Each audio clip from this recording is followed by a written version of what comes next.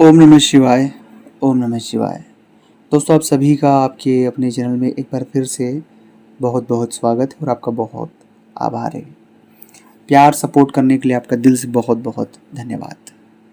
जो हम सोचते हैं वो हमें क्यों नहीं मिलता, आखिर कारण क्या है?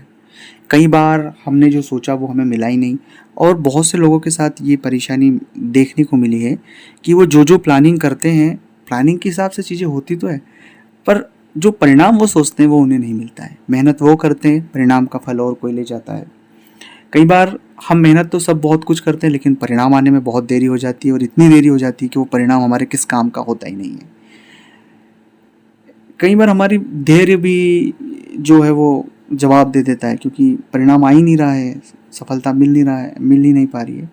तो जैसे हम सोचते हैं वो हमें मिलता क्यों नहीं, आखिर ये माजरा क्या है, और ये कौन से ऐसे नियम कानून है इस प्रकृति के जिसमें हम सटीक नहीं बैठते।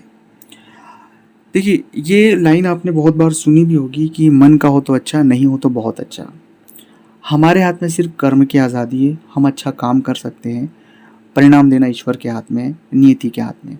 और बस हम कर्म करते वक्त खुद को ईश्वर तुल्य समझ लेते हैं, मतलब खुद को सुप्रियल समझ लेते हैं। ईश्वर तुल्य तो ज़्यादा बोल दिया मैंने, लेकिन हम खुद को बहुत ज़्यादा हाई वो समझ लेते हैं, उच्च श्रेणी में। और हम परिणामों को मैनेज करना चाहते हैं, लेकिन परिणाम हमारे हाथ में नहीं है। मैं फिर कह रहा हूँ कि कर्म का जो सही आकलन है, कर्म करता उसे नहीं आंक सकता, उसका आकलन उसकी मेहनत बताती है, और वो ईश्वर उसका फल देता है।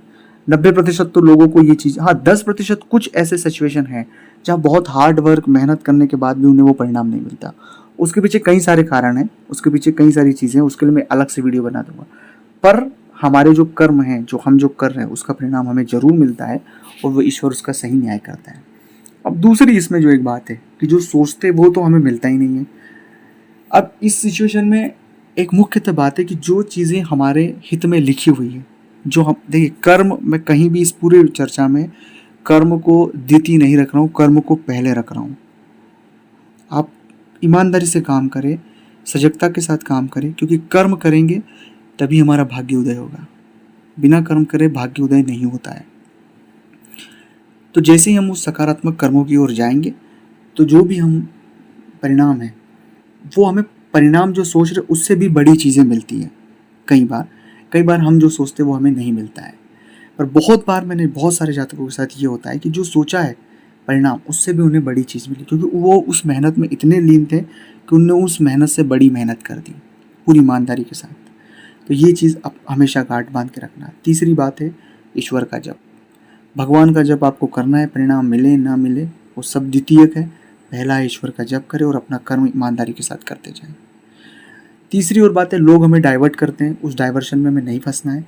हमें हमारा कर्म करना है, और एक लक्ष्य जो ध्येय है उस पर कार्य करना है। सफलता जरूर मिलेगी और आप जरूर सफल होंगे, मैं आपसे वादा करता हूँ। ओम नमः शिवाय।